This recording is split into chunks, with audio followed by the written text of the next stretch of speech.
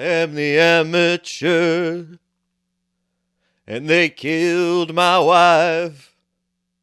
Terrorists kidnapped her tonight, shot her down in broad daylight. But I'm not just gonna fly a kite. I'm on the spectrum taking their lives, singing la la la la la la la la. La la la la la la la la. Hello everyone, my name is Ian Garcia, this is Devotional Criticism, and welcome back to the New Movie Diary. This is a cinema criticism series in which I review recent, new, and up-and-coming film releases and attempt to give you the straight facts about them, in my humble opinion. This past weekend was a pretty big deal for me. I've been talking about this for a long time, but I figured this past Thursday was as good a time as any to try to get back into the grind of something I've mostly left off since 2023, which was to choose from among the latest new releases of the week for an impromptu double feature. And this past weekend proved especially convenient to that kind of enterprise, as we've got not one, but two fairly high-profile mainstream releases fitting alongside one another in a cozy action and thriller knapsack, those being first The Amateur, an espionage thriller starring Rami Malek, and then Warfare, a gritty war flick being distributed by none other than the indie studio du jour that is A24, and which sees Iraq war veteran and former Navy SEAL Ray Mendoza making his debut as a writer and director with creative and technical support from none other than Alex Garland, himself hot off of the critical and financial success of his last film, Civil War, that came out last year, of course. Now, typically when I do a double feature, the highest thing I can aspire to is just a certain sublime sense of serendipity, where even if you are just picking two new films at random in the same genre, you can often be surprised by how two different productions produced by two different creative teams can nonetheless find a kind of spiritual convergence as they explore similar themes, sometimes even with both films on that double bill coming into an unintended dialogue with one another, with both the stylistic and thematic absences in one being answered by the other, which in turn thrives on what the previous film did that this other film did not. But usually if I'm queuing up a double feature, all I'm really seeking is to improve my averages as far as watching an at least passable movie that evening, and while a mediocre movie on a double bill can sometimes at least help an only decent movie on that same double bill feel a little more refreshing and invited, as an unrepentant movie snob, really all I'm doing is spinning the barrel twice in my own game of cinematic Russian roulette. It's great when I find that sublime serendipity of picking two movies that are both at least pretty good and start talking to one another once I get to the second half of the bill. It's a solid enough experience on its own when you sign up for at least two passable movies on your double feature movie night. But there's always going to be that situation where even if you can't in good conscience call either two movies on your personal double feature bad per se, there's going to be instances where this is just this gigantic chasm of negative space where both films are held back by some pretty critical flaws or absences, and those things holding both films back respectively are enough so that they not only don't really talk to one another, but you kind of just set yourself up to be where I'm at, which is generally just being in a kind of vague state of frustration and confliction, with the irony being that the movie on this double feature that I feel the most frustrated and conflicted by is actually the one that I have to admit is light years better made and more rewarding to watch on its own than the former film of that double feature. But maybe as I map out this two-parter new movie diary for this first double feature of 2025, you out there can try to suss out for yourselves which one of these movies was merely a disappointment and which one has just got me really spinning my gears to try to express why, even though I think it's technically technically a good film. I can't really fully endorse it as anything other than its own aborted exercise in a lot of good things ending up in a really ultimately insubstantial and derivative product. So let's just leap ahead into things right away, shall we, with the first feature on this double bill, The Amateur, the second adaptation of the 1981 novel, this one actually having been stuck in development hell for quite some time when it was first optioned by 20th Century Fox way back in 2006, only for an updated 21st century spin on this late Cold War pulp classic to suddenly be revived in 2023 now that 20th Century Studios was officially under the Disney banner. The SAG-AFTRA strikes put an additional hold on this production, but now it's finally making its way to theaters. The story focuses on CIA cryptographer Charlie Heller, played by Rami Malek. His wife is killed after being taken as a hostage by an international quartet of terrorists in London. Charlie is hell-bent on extracting retribution from the people who killed his wife, but very soon realizes that the CIA, under the cloak and dagger stewardship of old guard Deputy Director Alex Moore, played by character actor extraordinaire Halt McCallany, blackbagging or assassinating these four minor terrorists turns out to not be very high on the CIA's operational investments list.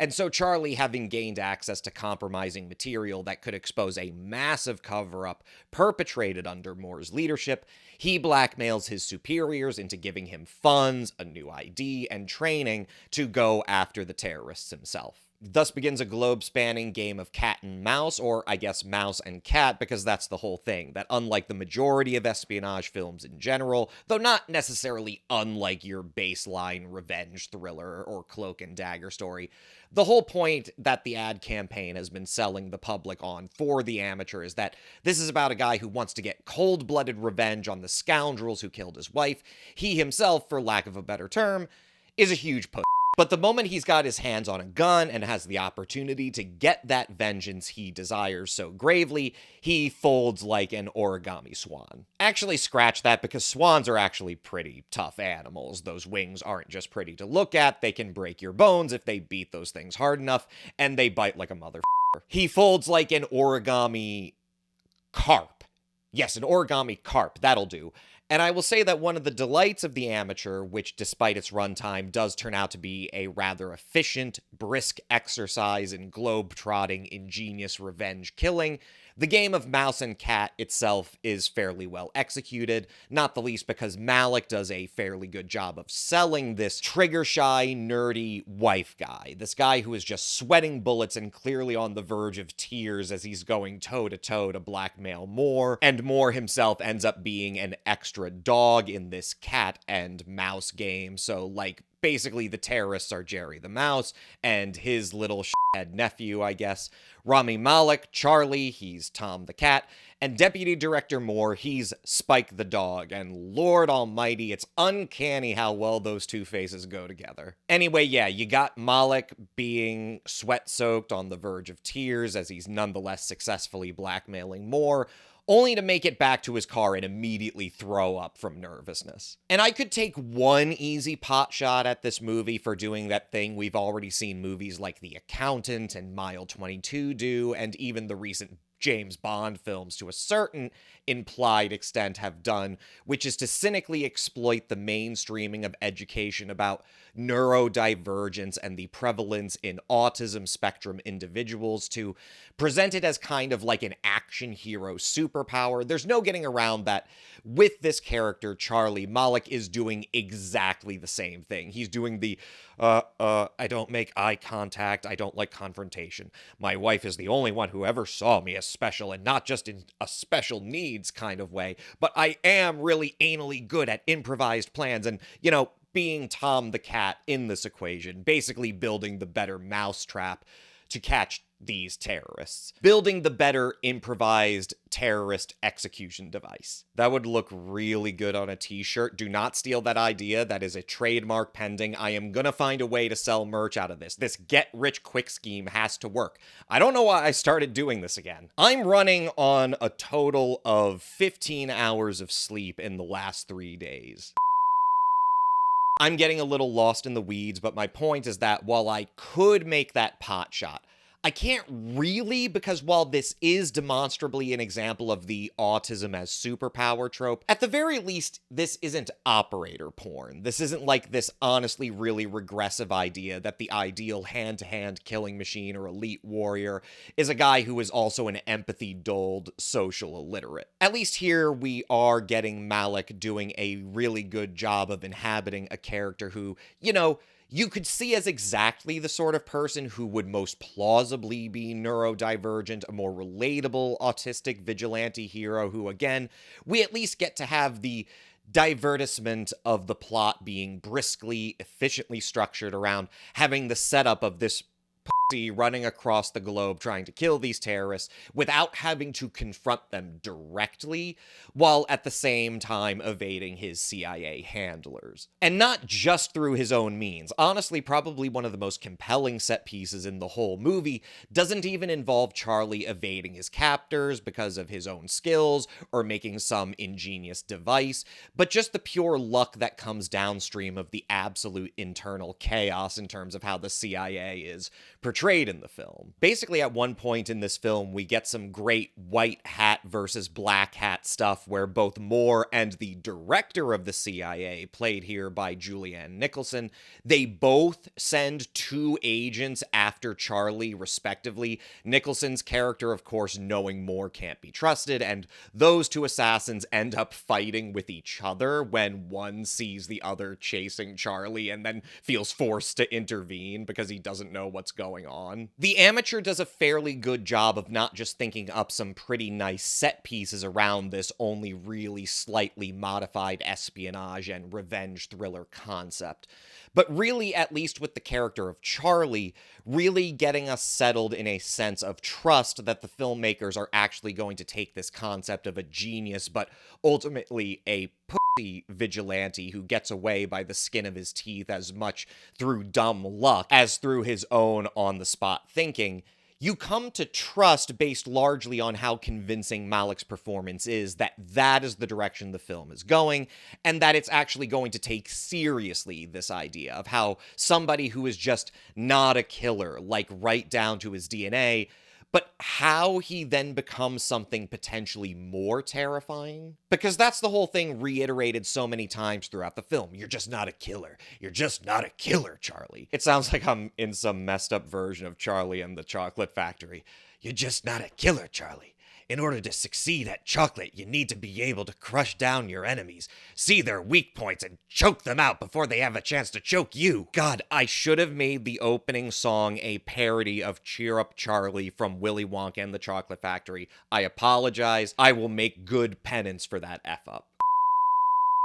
Anyway, no matter how good Malick's inhabiting of this role is, no matter how at least interesting the various set pieces are, and honestly, no matter how well the creative team behind this film does of confronting us with the idea that dumb luck matters as much here as genius, as it goes on, it rapidly starts to lose not so much the plot, but the arc of this character whose whole presentation of the story is obviously so enmeshed with this borderline satirical or at least allegorical portrayal of how the CIA, as an institution of espionage and national security, is actually basically predicated on exactly that sort of quid pro quo of modern American statecraft, where we as a populace, we can't really stomach the harsh reality of how the sausage is made, how we find ourselves in this position where we exert so much of this shadow of control over not just our country, but over the various bad individual and state actors in the world around us,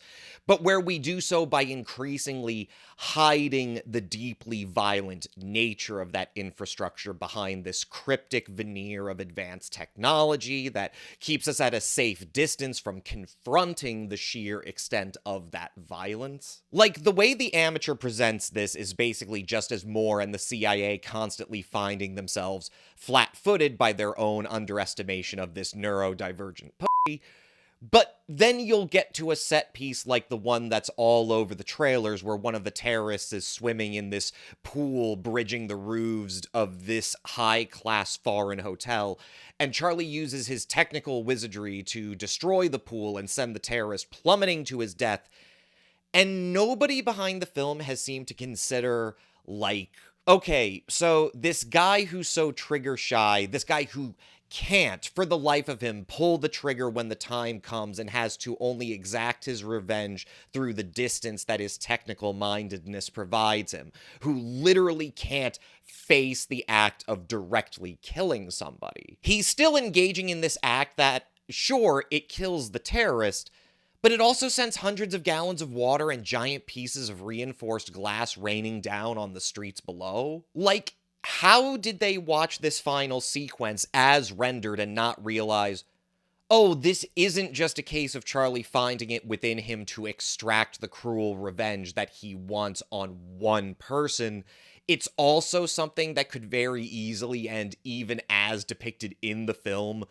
plausibly seriously injure and outright kill scores of civilians who had nothing to do with the matter at hand. That this individual act is not just a ingenious, cool-looking set piece. It implies so much that the film basically spends no time addressing because it is purely concerned with the idea of how Charlie becomes a killer,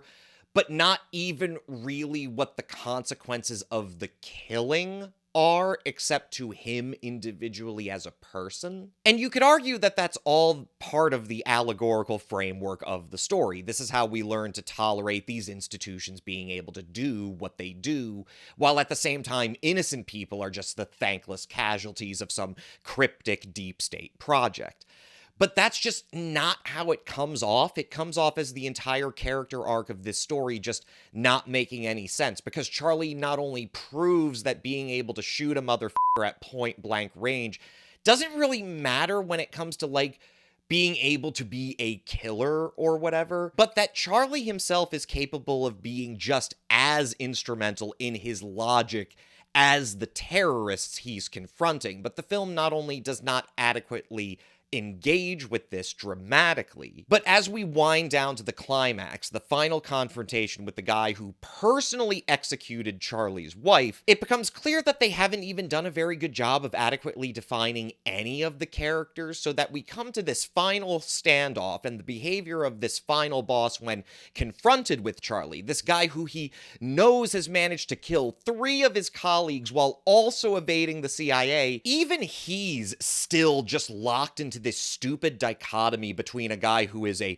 true killer and just some guy, and this terrorist himself ends up making decisions that completely fly in the face of logic, even within the terms of the plot itself. And that's even before Charlie himself ends up making a completely unsatisfying character turn that doesn't mesh with any of the preceding set pieces, and also we can try to wrap up this thing in a nice little bow that just comes off as the biggest cop-out in the world. The Amateur is not a bad film, per se, but it is also, quite frankly, far from a good film, floated largely by the support of some compelling performances from Malick and McCallany, and of course Lawrence Fishburne as Charlie's CIA trainer turned hunter.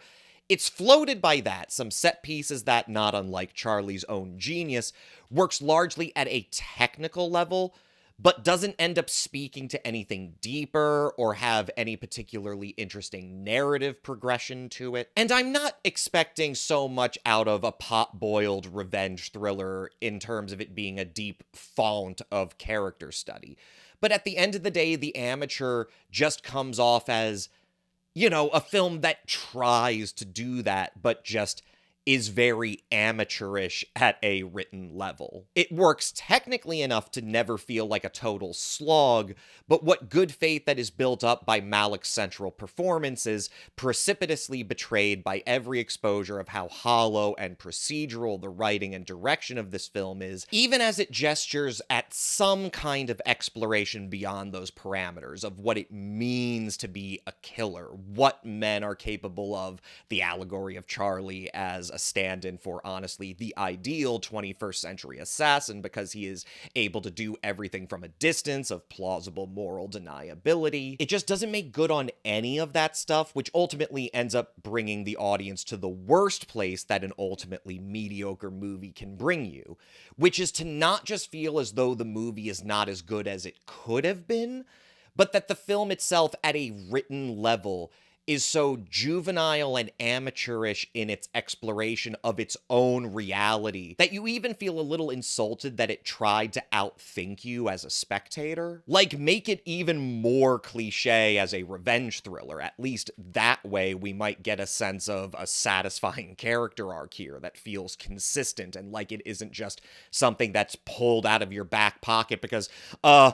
we set up these things we didn't explore properly thematically, and now we've got to make sure it's really reinforced at the end, even if it doesn't really make consistent sense with these characters. We all know we don't have to cook our brains to see Charlie, this guy who's just not a killer, blow up this sky pool and send debris raining down on innocent civilians. We don't have to cook our brains as an audience to be like, this is just a wrong thing to do. This is wrong. It's wrong that it's occurring in the context of this story and that the filmmakers clearly didn't bother to interrogate the ramifications of something so basic. And that ends up being the whole movie and the feeling it leaves you with, for all its efficiency and competency at the most basic thriller level, the most technical level of some pretty cool set pieces, a decent premise, some good twists and turns and ironies. It just leaves you with the feeling that your intelligence is being insulted by filmmakers who, at once their technical competency is so assured, you find it kind of shocking that their spiritual relationship to the subject, their ability to communicate what they find compelling or important about it beyond the technical stuff, is so hollow that you feel like, I guess that the filmmakers themselves, they have great technical instincts, even some ingenious ideas, but they just aren't killers. They don't have the juice to really hit us where it hurts. They just scooch around the edges of it and try to dress up something juvenile and stupid and amateurish with enough technical competency so that we don't notice how, not unlike the CIA's own operational procedures, it's not clear what the point of any of this technical wizardry is. I'm giving The Amateur a charitable 2.5 out of 5. With that, I'm going to head out, but don't worry, I'll be back with a review of the second half of this double feature shortly. In the meantime, thank you so much for watching this video all the way through, and don't hesitate to sound off in the comments. What did I get right? What did I get wrong? Otherwise, please like, share, subscribe, bell, yada yada. My name is Ian Garcia, this is Devotional Criticism, and this was the New Movie Diary. I'm going to catch you guys next time.